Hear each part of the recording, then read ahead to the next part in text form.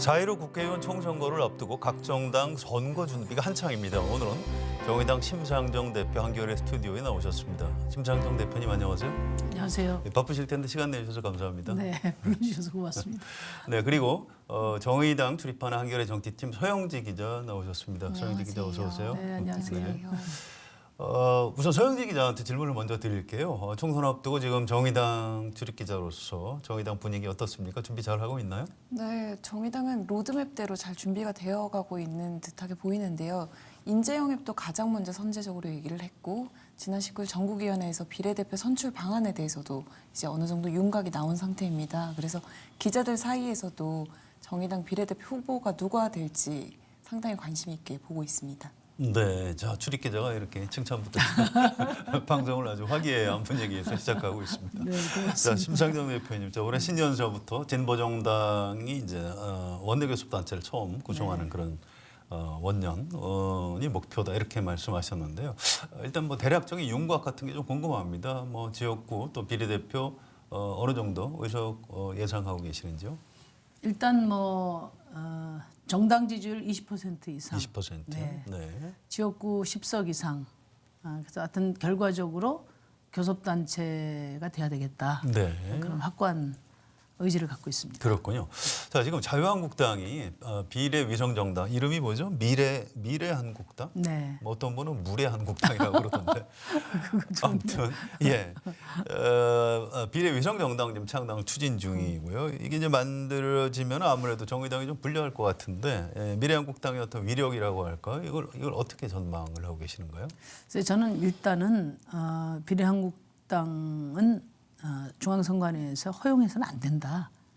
그런 말씀을 드려요. 처음에는 우리는 헌법을 다루는 기관이 아니고 절차적인 요건만 다루는 기관이다. 이런 국가기관으로서는 해서는 안 된 얘기를 했거든요. 네. 그러니까 이제 제가 얘기하는 핵심은 뭐냐면 정당의 취지가 정당 설립 요건의 1번이라는 거죠. 근데 정당은 권력 장악을 목표로 하고 국민의 의사결정을 목표로 하는데 자유한국당에서 이야기하는 비례한국당은 공공연하게 선거 시기에 정치적 이익을 취하는 것만을 목표로 하는 것이고, 그렇죠. 그다음에 이제 개정선거법을 무력화하고 준연동형 취지를 퇴색시키기 위한 목적을 공공연하게 드러내고 있단 말이에요. 이거는 정당 그 취지하고는 어긋나는 것이기 때문에 원천적으로 네. 저는 이것을 허가해서는 안 된다 이렇게 말씀을 드리고요. 또 이제 현실적인 문제로 지금 이제 통합을 추진하고 있지 않습니까? 그렇죠. 예. 네. 그래서 통합을 하게 되면 결국은 이제 비례의석 배분 문제까지도 연계가 되기 때문에 사실상 비례한국당 창당이 어렵다고 보고요. 실질적인 운영이. 예, 그리고 만약에 통합을 못하면 위성정당 이전에 이제 행성과도 같은 자유한국당 행성이 추락하기 때문에 네. 위성정당이 큰 힘을 발휘하기 어려울 거다. 하여튼 근본적으로는 그러니까 제1야당인데 그래도 이런 꼼수가 거의 저는 이제 추태 수준이라고 생각을 합니다. 이 부분에 대해서는 아마 국민들께서 엄중한 평가가 있을 것이다 그런 생각입니다. 그렇군요. 알겠습니다.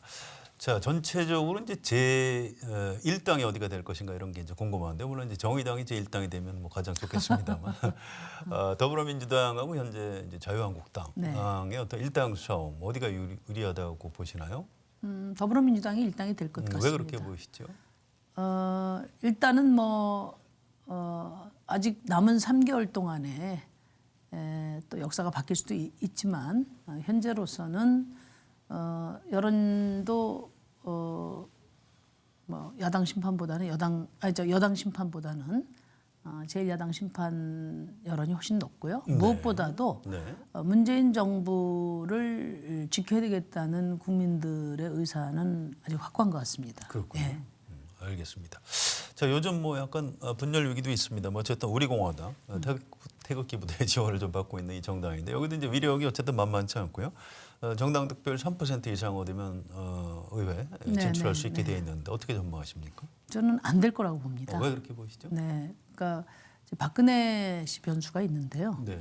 실제 구체적인 영향력을 미치기 어려운 상태라고 보고요. 또 최근에 홍문종 대표하고 조원진 씨하고 또 분열하고 있지 그렇죠. 않습니까? 네, 그래서 알아듣습니다. 태극기 세력은 이제 직접 투표할 때가 되면은 다양하게 분산될 것으로 생각이 됩니다. 그렇군요.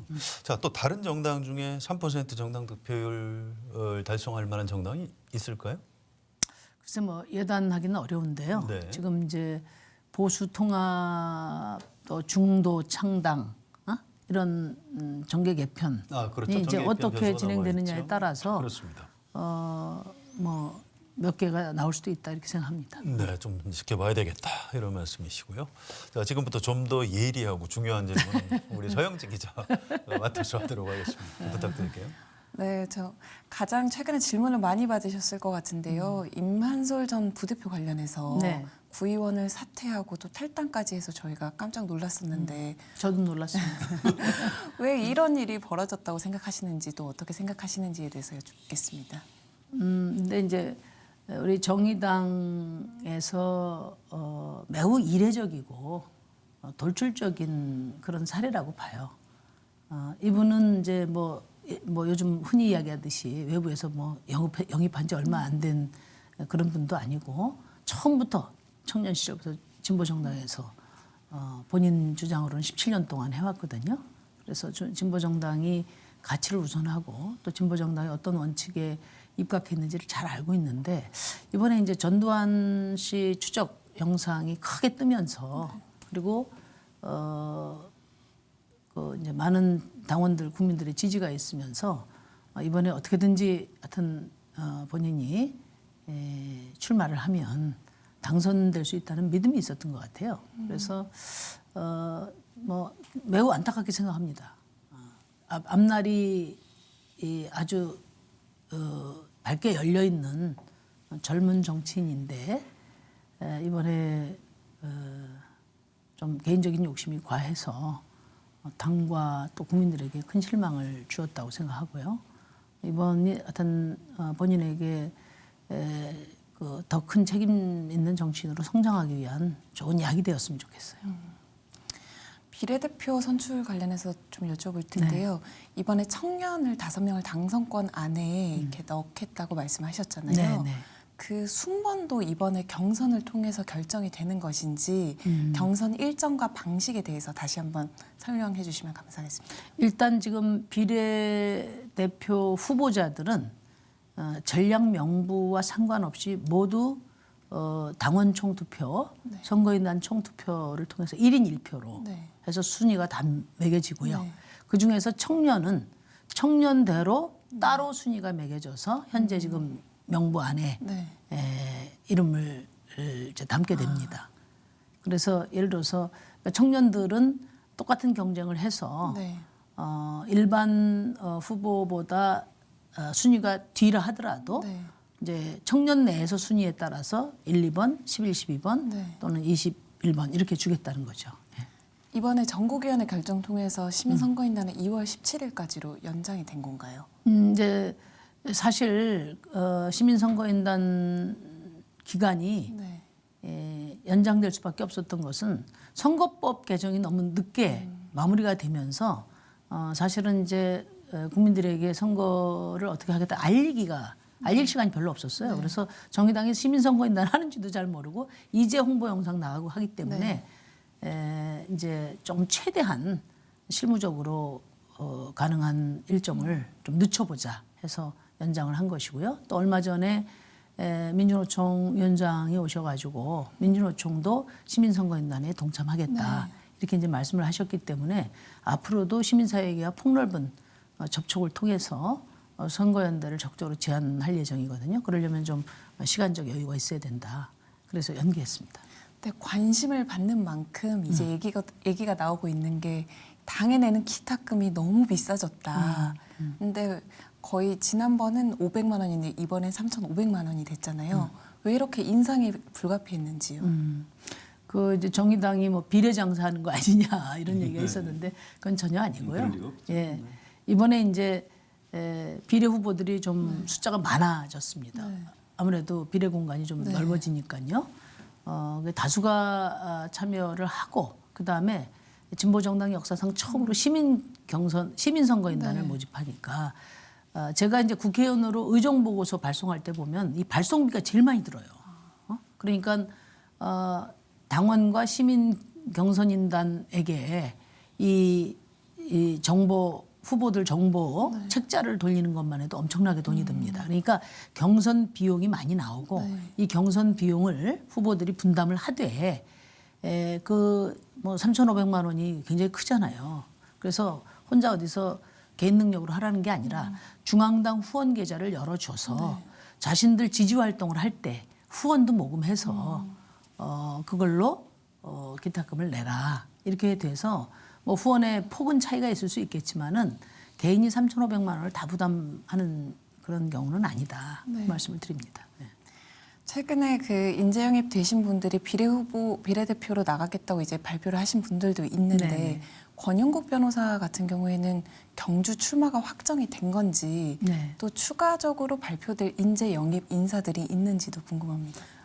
일단 뭐 영입이 이제 일반 언론에서 쓰는 것은 주류 정당을 기준으로 해서 이렇게 쓰니까 사실 우리 당하고 적용하는데 굉장히 오해가 있거든요. 네. 저희 당은 시스템에 의해서 선출되는 공천 과정이기 때문에 보통 영입하면 공천하고 연계하는 다른 당하고는 다릅니다. 저희 당에 이제 꼭 필요한 인재 같은 경우에는 저희가 이제 대표로서 당에 모셔오고 당원 가입을 시키고 당대표 권한인 이제 직책을 드리는 데까지가 제가 할 수 있는 일인데요. 이제 다른 당처럼 어떤 이 미담의 주인공을 모셔온다든지 또 우리 당내에서 충분히 훈련된 분야, 인재가 있는 분야를 뭐 유명하다고 그래서 저희가 모셔온 건 아니거든요.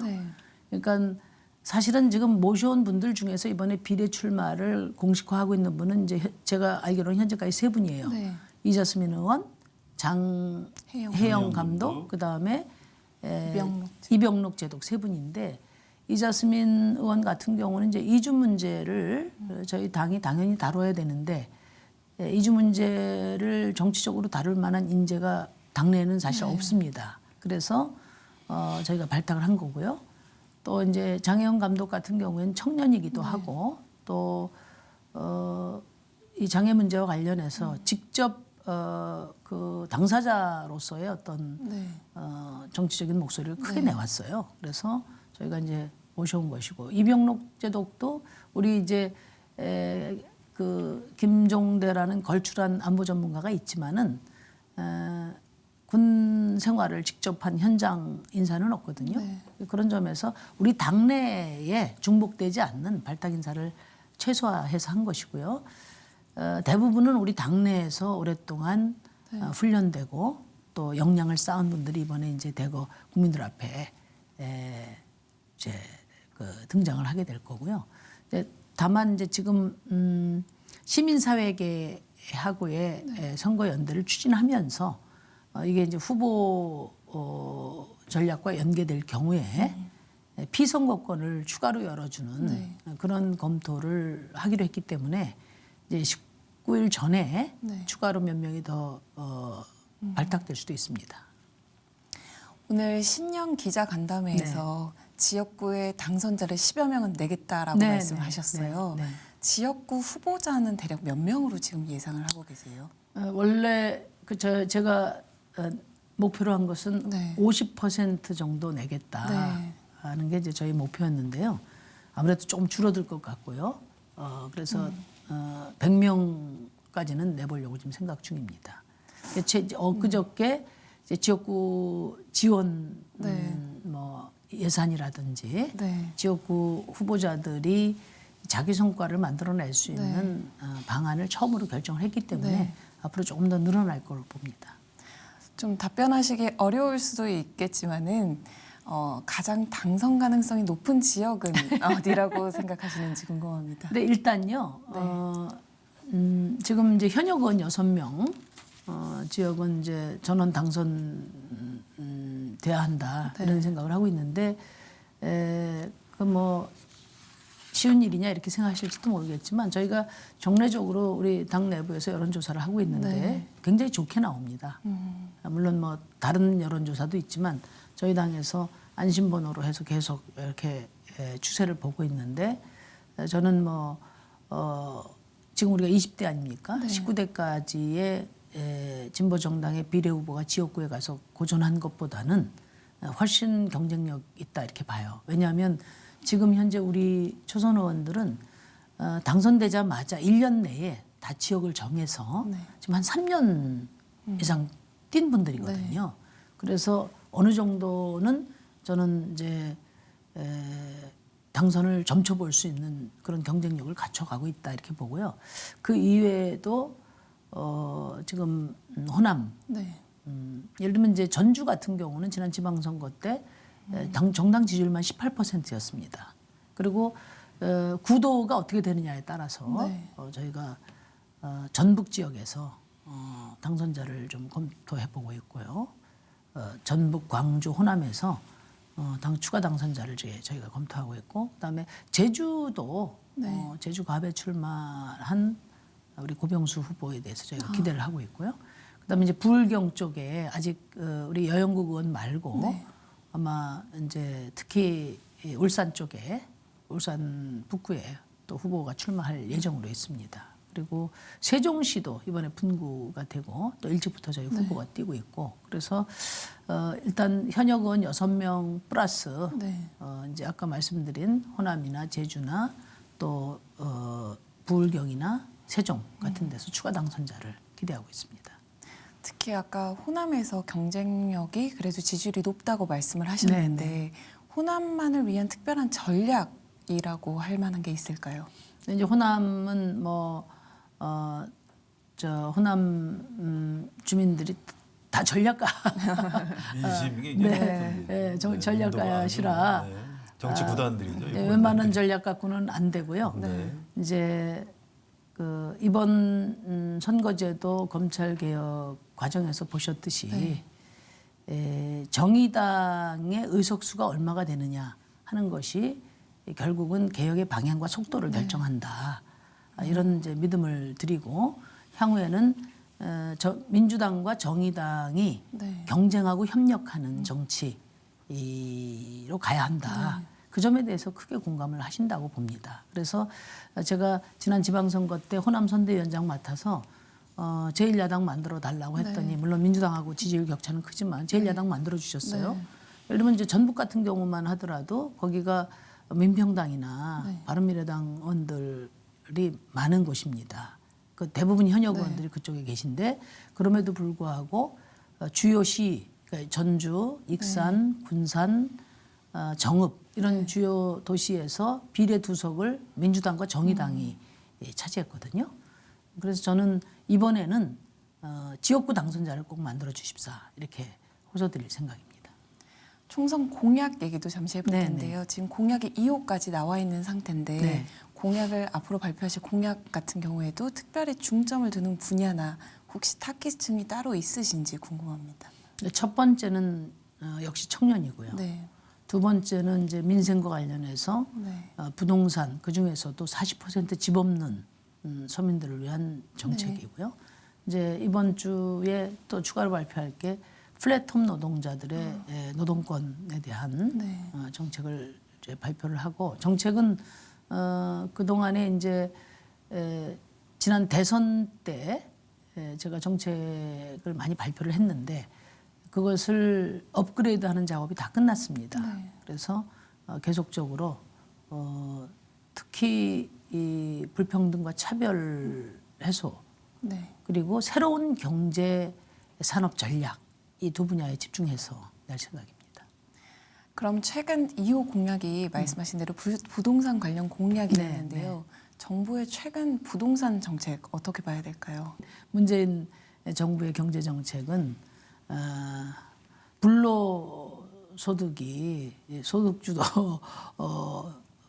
성장을 불로소득 성장이 소득주도 성장을 추월했다 그렇게 제가 이야기를 했는데 지금까지 18번째 대책을 내놓고 지금 19번째 대책도 예고한 상태거든요. 그것은 이제 지금까지는 실패했다는 것을 자인하는 것이다. 네. 그렇게 말씀을 드릴 수 있고 그 핵심은 이미 답은 나와 있거든요. 그러니까 첫째는 그동안에 부동산 투기 세력과 전쟁하겠다라고 말하지 않은 정권이 없었습니다. 네. 역설적으로 부동산 불패 신화가 계속되고 있거든요. 그래서 저는 우선적으로는 패러다임 바꿔야 된다. 일단은 집 없는 40%. 네. 어떤 경우에도 집을 장만하기 어려운 40%의 주거 복지 안정을 첫 번째로 하고 그다음에 부동산 투기를 잡아야 되는데 부동산 투기를 잡는 가장 효과적인 방법은 불로소득을 환수하는 거거든요. 그러니까 보유세를 대폭 강화하는 겁니다. 그래서 저는 문재인 정부가 다른 건 몰라도 적어도 보유세와 관련해서는 노무현 정부의 철저한 계승자가 돼야 된다. 그런 말씀을 드리고 싶어요. 지금까지 문재인 정부의 보유세는 노무현 정부를 계승했다기보다는 이명박 정부의 연장선상에 있다. 이게 저는 가장 큰 패착이다. 이런 말씀을 드립니다. 제가 드리는 마지막 질문이 될 텐데요. 네네. 이제 총선을 앞두고 네. 이제 대표님의 리더십이 너무 강한 거 아니냐 네. 이런 얘기도 일부에서 나오는데요. 여기에 대해서 대표님은 어떻게 생각하시는지? 우선 이제 지금은 우리 정의당의 리더십이 강한 리더십이 필요할 때입니다. 그래서 제가 대표를 했고요. 그런데 이제 그게 독선이냐 독재냐 저는 이제 그 점에 대해서는 좀 이견이 있는데 이번 일요일 날 전국위원회에서 선거 방침 논의를 이제 12시에 시도당 위원장 연석해서 조정을 거쳐서 밤 11시까지 토론을 통해서 결정을 했습니다. 다른 당들 토론 없이 망치 두들기여서 결론 내는 밀실에서 다 조정하고 이런 정당과는 달리 우리는 이제 많은 이견들이 노출이 돼도 절차에 따라서 충분히 토론하고 수기해서 결정을 하고 그 결정에 승복하는 저는 그런 점에서는 정의당 대표를 하면서 진보 정치가 많이 성숙했다. 그런 자부심 같은 걸 갖게 됩니다. 다만 이제 왜 강한 리더십이 필요하다고 보냐면 한 20년 올해가 이제 진보 정치 20년인데요. 20년 동안 여러 시행착오를 거쳤는데 뭐 아까 말씀하신 것처럼 가장 이제 좀 진보 정치 발전에 장애가 됐던 게 제도적 장벽이죠. 이건 뭐 따로 얘기할 필요 없을 것 같고 두 번째는 이제 노선의 혁신입니다. 그러니까 진보 정당이 급진성을 경쟁하는 정당이 아니라 책임성을 경쟁하는 정당으로서 그러니까 대중 정당으로서 노선을 확립 해야 된다는 그런 요구가 컸죠. 특히 이제 뭐 반북 세력의 종북 세력의 규정, 반북 세력들이 이제 종북 세력으로 규정하는 여기에 빌미를 줬던 이제 뭐 대북 정책 온정주의적인 대북관이라든지 이런 일련의 노선 혁신은 저는 완료됐다고 생각해요. 그리고 이제 또 하나가 뭐냐면 정파 혁신입니다. 그러니까 작은 이제 그 파일을 가지고 정파들이 이 경쟁이 격화되면서 내부 정치가 격화되면서 진보 정치가 위기를 맞이했던 경우가 많이 있거든요. 그래서 저는 이제 이번이 기회이자 위기가 될 수 있다고 봐요. 그런 점에서 이 기회를 진보 정치의 새로운 도약으로 또 대한민국 정치의 새로운 미래를 여는 계기로 긍정적으로 이 에너지를 또 이 환경을 바꿔내기 위해서는 좀 강력한 리더십이 필요하다. 그렇게 생각을 합니다. 제가 좀 질문을 이어서 드릴게요. 이번 총선의 이제 쟁점, 가장 큰 쟁점 뭐가 될까요? 경제가 될까요? 아니면 뭐 북미 관계, 한반도 평화 이쪽 분야가 될까요? 이슈로 보면은 저는 이제 한반도 문제는 시적으로 연계가 될 때는 변수가 될 수 있지만 그렇지 않으면은 결국은 뭐 민생 문제 그 중에서도 가장 인화력이 큰 거는 부동산 문제다. 부동산 문제. 예, 그렇게 봅니다. 왜냐하면 부동산 문제는요. 제가 그 우리 당에도 강력한 대책을 요구하는 전화가 심심치 않게 오는데 이분들이 이렇게 이야기를 해요. 강남에서 1억씩 올랐다는 보도가 나오면 가슴이 울렁거려서 밤에 잠을 못 자겠다는 겁니다. 그러니까 집을 청년들에게는 좌절감을 주고요. 또 집 사기 위해서 열심히 일하는 사람들에게는 한숨을 나게 하고 그다음에 이제 그렇지 않은 분들은 내가 열심히 일하는 거 이거 잘 살고 있나 이런 생각을 하게 되기 때문에 하여튼 전 국민적으로 이 부동산 폭등, 가격 폭등은 국민적 우울증을 불러일으키고 있다 이렇게 봅니다. 비싼 질문일 수 있는데요. 문재인 정부 심판론보다 아직은 선거 3개월 앞두고는 좀 야당 심판론이 좀 더 많다. 여론조사에서 이렇게 나오고 있습니다만 네, 이제 선거가 다가올수록 그래도 이제 현 정권에 대한 심판론이 더 강해지는 것 아닌가. 특히 부동산 문제 이런 것 때문에 이런 부분 어떻게 예상하십니까? 뭐 충분히 그럴 수 있다고 보는데요. 저는 이제 기본적으로 우리나라는 여야 말하자면 심판론이라는 것이 여야 구도를 중심에 둔 거거든요. 그렇죠. 그게 이제 지배적인 것은 부정할 수 없으나 이 여야가 만들어내는 정치에 대한 환멸도 매우 큽니다. 그리고 이번 선거제도 과정에서 확인한 것처럼 이제 양당 체제 말고 다당제로 가야 된다. 또 국민들의 삶과 상관없는 국회에 대한 불신 이게 엄청나게 크기 때문에 네. 저는 전체적으로 여야의 대결 전선과 말하자면 이제 과거와 미래의 어떤 전선 이 두 가지 전선이 과거보다는 좀 더 두드러지게 등장할 수 있다고 보고 그것이 또 저희 정의당이 목표로 하는 바이기도 하다. 그렇군요. 그런 말씀드립니다. 네, 그래서 예전에 이제 20대 총선에서는 이제 총선 당시는 그러니까 민주당하고 새누리당 합쳐서 245석이었지 않습니까? 네. 그러니까 기타 이제 소수당들이 한 55석이었고 그 이후에 더 분화돼 가지고 지금은 이제 한 240대 60 정도 되는데 그렇죠. 저는 뭐 이 공간이 더 넓어질 가능성이 크다 이렇게 봅니다. 그래서 여당이 잘못하면 이제 야당에게 득이 가고 야당이 잘못하면 여당에게 득이 가는 과거에 이런 패턴을 넘어서서 여당이 싫으면 야당으로 가는 게 아니라 제3의 미래정당에게 가고 또 제1야당이 미우면 민생 잘 못하는 여당에 안 가고 또 미래를 키우는 선택을 하고 이런 어떤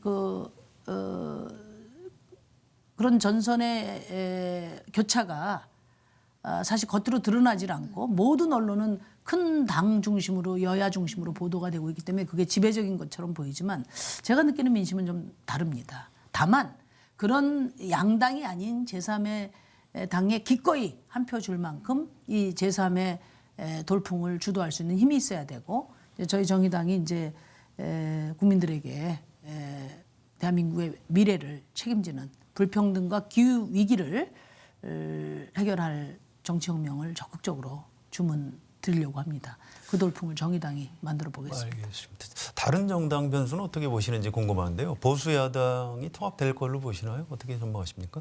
뭐 쉽지는 않을 것으로 보지만 네. 이제 궁죽통이라고 이제 궁하면 이제 하게 되겠는데 그게 국민들에게 뭔가 신선하고 새로운 매력으로 다가가기는 어려운지 않겠냐 통합을 해도 다만 통합을 하게 되면 이제 저는 뭐 자유한국당이 통합에 실패하면 90석 이하가 될 거라고 보는데요. 아주 적어질 걸로 네, 보시는군요. 네. 통합을 하면 어느 정도 뭐 말하자면 면피는 할 수 있다. 네. 그렇게는 생각이 됩니다만은 그렇다고 해서 약진을 하려면 이 과감한 어떤 혁신, 국민들에게 신뢰를 얻을 수 있는 혁신 통합이 돼야 되는데 거기까지는 어렵지 않나 그렇게 봅니다. 그렇군요. 최근에 귀국한 안철수 전 의원, 또 바른미래당, 또 대한신당, 민주평화당 이쪽은 어떻게 예상을 하시나요?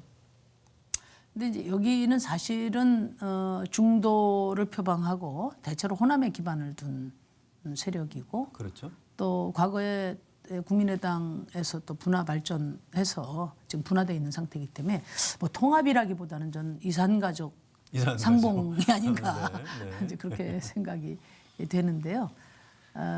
뭐 다 지금 마찬가지인데 결국은 선거 때 이합집산은 실패한 세력들이 도모하는 전략이거든요. 그렇게 비치죠. 예, 네. 그런데다가 국민들이 생각하는 어떤 새로운 정치의 비전이나 또 그를 위한 노력은 많이 보여지지 않기 때문에 큰 매력을 갖기는 어렵다. 다만 있는 세력들을 통합해서 유지하는 그런 정도의 머무르지 않을까 그런 생각이 듭니다. 특히 이제 안철수 전 의원 같은 경우는 네.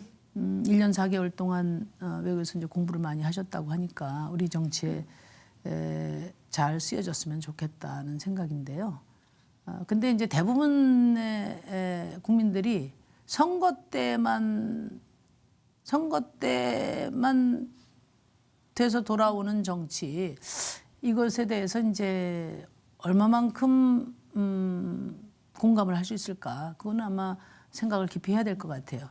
국민들은 일상의 삶이 고단하잖아요. 일상의 고단한 삶을 감당하고 있고 또 무려 한 1년 반 가까이를 이제 바른미래당, 또 민주평화당, 또 정의당 등 이제 야당들이 새로운 정치 질서를 모색하기 위해서 정말 처절하게 싸웠죠. 네, 피투성이 다 됐는데. 반개의 혁세력하고 예. 싸우는 과정에서 네. 이제 어디 계셨나 이런 질문은 아마 뭐 국민들 또는 대다수가 하지 않을까 그런 생각이 듭니다. 그래서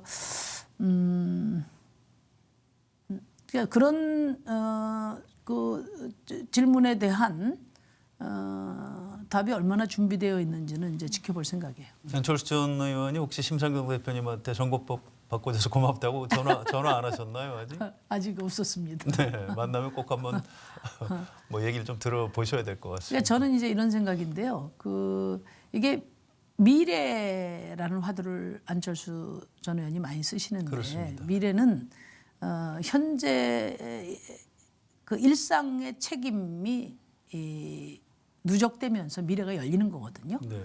근데 이제 우리 안철수 전 의원은 현재의 책임, 일상의 책임을 이제 피해 가셨기 때문에 안철수 정치에는 미래로 가는 사다리가 없다. 저는 그렇게 생각이 됩니다. 알겠습니다. 자, 마지막으로 이제 방송 마무리하면서 네, 네. 다른 방송 인터뷰할 때 보니까 교섭단체 구성에 성공하면 뭘 하시겠다고요? 땡땡땡땡을 하시겠다 이렇게 약속하신 것 같은데 우리 한겨레 스튜디오에서도 뭐 하나 약속을 해주셨으면 좋겠어요. 교섭단체 구성에 성공하면 뭘 좀 해주시겠습니까? 교섭단체 성공하면 물구나무를 서겠다고 네, 약속을 다른 방송에서 했습니다. 약속을 하셨죠. 우리 노회찬 전 대표께서 선거제도가 바뀌면 물구나무라도 서겠다 이렇게 말씀을 하셨는데 그렇습니다. 솔직히 선거제도 개혁이 너무 미흡해서 제가 반발짝 나선 것은 그나마 다행이지만 네. 물구나무까지 설 일은 아니다 이런 생각이 들어서 이제 교섭단체를 달성하면 물구나무를 서겠습니다. 우리 한겨레 시청자들을 위해서 뭘 좀 해주시겠습니까? 한겨레 시청자 여러분들을 위해서는 제가 뭐랄까요?